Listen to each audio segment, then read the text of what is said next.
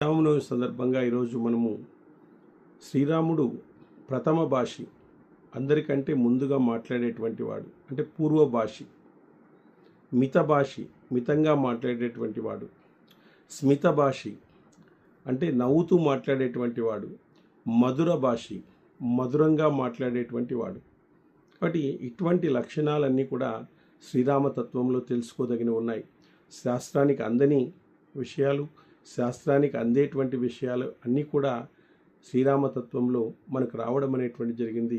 కాబట్టి శ్రీరాముడు ఎందుకు మనం ఈరోజు శ్రీరాముడిని గుర్తుపెట్టుకుంటామంటే, కిరీటాన్ని పెట్టుకో అన్నప్పుడు ఒకే రకంగా ఉన్నాడు. కిరీటాన్ని పెట్టుకో అంటే నువ్వు రాజుగా ఉండు అని చెప్పేసి కిరీటాన్ని పెట్టుకోమని చెప్పారు. వనాలకు వెళ్ళు అన్నప్పుడు కూడా ఒకే రకంగా ఉన్నాడు. అట్లాంటి స్థితప్రజ్ఞత కలిగినటువంటి వ్యక్తిగా మనం తయారు కావాలి. కష్టం వచ్చినా నష్టం వచ్చినా దాన్ని ఎదురీదాలి, దాన్ని ఎదుర్కోవాలి.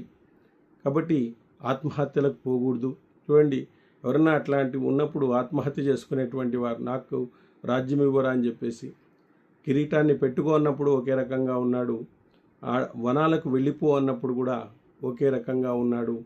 కాబట్టి అట్లాంటి తత్వాన్ని మనము గ్రహించి అలాంటి తత్వంలో మనం ఉన్నట్లయితే, ఎందుకంటే నాకు అది రాసి పెట్టబడలేదు అనేటువంటి ఒక కర్మ సిద్ధాంతాన్ని అతను గొప్పగా ఆచరించినాడు. మనకు ఏదైతే భగవంతుడి నుంచి రావాలో అది వస్తూ ఉంటుంది, ఏదైతే పోవాలో అది పోతూ ఉంటుంది. కాబట్టి మనం ప్రతిదానికి బాధపడకూడదు. వచ్చినప్పుడు వెల్కమ్ చెప్పాలి, పోయేటప్పుడు ఫేర్వెల్ చెప్పాల్సిందే. వచ్చినప్పుడు ఆనందించాలి, పోయేటప్పుడు దాన్ని పంపించాల్సిందే. దానికి బాధపడాల్సిన అవసరం లేదు. కష్టసుఖాలు అనేటువంటివి వస్తూ ఉంటాయి, పోతూ ఉంటాయి అని రామాయణం గొప్ప సందేశాన్ని ఇస్తుంది.